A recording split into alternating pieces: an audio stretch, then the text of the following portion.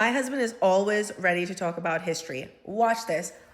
When did dog tags become a thing and why? They became a thing since the Americans. No, they're older. They became mass produced in the American Civil War because that's when they started being produced in like with machine shops and metal. And before that, you had different types. You had ones that were made from wood. You had ones that were made from lead. You had different types of things depending upon the culture that they were made. Like the Romans. The Romans had a signiculum, I think, which was like basically a lead disc that a soldier would be granted when he first signed up for the military, and that would have his name and it's like what legion he was a part of. So that's the whole point. All the way back to Chinese, Rome? they did that. The Chinese, I know back in like the 8th and 9th century, they used bronze little chips or tablet things that could be in their belts that they would utilize.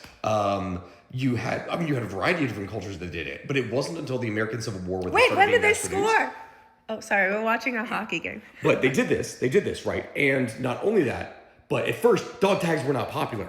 People didn't want to use them.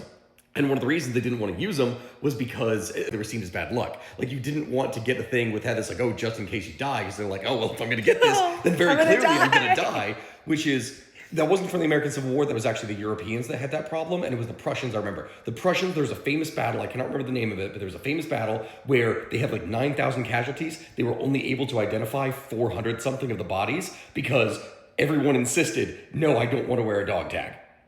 Oh, that's actually really sad. Yeah, it's sad.